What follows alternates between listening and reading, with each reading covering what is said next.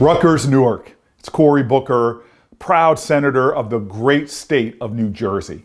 I want to thank everyone who has made this graduation of the class of 2020 possible. The entire community deserves celebration, but particularly the graduates, I want to congratulate you. So class of 2020, this is not the graduation experience that you wanted or you invited. And I've learned in my life that in many ways you can't control circumstances. You can't control what happens to you, but you can control your response. There's a great author named Viktor Frankl who wrote a book about surviving the Holocaust. And he said that the last of the great human freedoms is to choose your attitude in any given set of circumstances. And he says there's always a choice. Every day, every hour, he says you're offered a decision, that between stimulus and response, that's your power. It's a decision, he wrote, that's going to determine whether you submit to the powers around you, which threaten to rob you of your dignity and your worth, or do you manifest that great freedom that can never be stripped from you, which is to show up.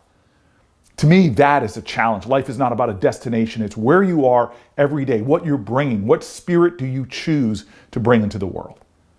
Look, when Hurricane Sandy was coming in, I was the mayor of New Jersey's largest city, the mayor of Newark, and I was out in the storm just as it was impacting, surveying the whole city, driving around as best I could in a command vehicle, being blown from side to side. And I'll never forget, I get this call. It always starts with a funny question. It's an operator that says, "Hello, this is the White House operator. Would you hold for the President of the United States?" And it's always funny to me because who says no to that? And I go, yes. And next thing you know, I'm talking to Barack Obama, who is checking in on me.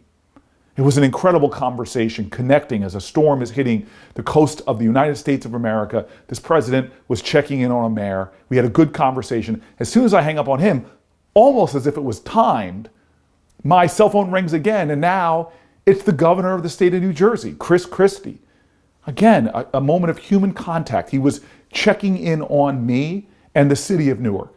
We had another good, heartfelt conversation, and as soon as I hung up with him, amazed that I had just talked to the President of the United States and the governor of the state of New Jersey, I'm coming up a hill, and there in the wind and the rain, I see these telephone poles that had come down, live wires, and then I make out a guy standing out there in a yellow slicker with a floodlight waving frantically. I was surprised and almost a little upset that somebody would be out in this storm and not home, and I rolled up on him, rolled down the window immediately, so it was an elderly man, and I said to him, "What are you doing out here, sir?" And he looks at me almost bothered by the question. He goes, "There are live telephone wires, live wires all over. I'm here because I'm going to make sure that none of my neighbors or nobody comes along these wires and gets hurt." In that moment, I realized, 15 minutes I talked to the President of the United States, the governor of the state of New Jersey. Heck, I was the mayor of the city. But the greatest person in that 15 minutes that I talked to was the man on the hill, showing up, standing strong in a storm for others that he didn't even know.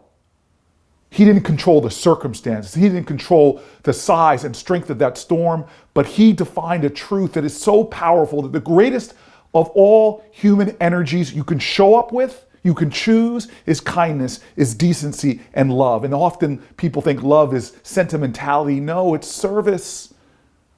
Sacrifice. It's being there for others.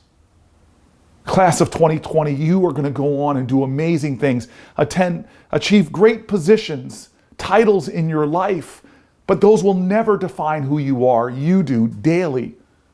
Life is not about a destination. It's what you bring to the journey, and I hope you bring your power of love. That's what this world needs right now. It needs light workers in darkness. It needs kindness in a time of too much meanness. It needs unifiers in a time of too much division. And that's not seen best in the grand acts and the grand gestures, but the daily decisions we make. Don't underestimate your power. Use it every day to make a difference in this world that so needs you. Thank you, class of 2020, and God bless you.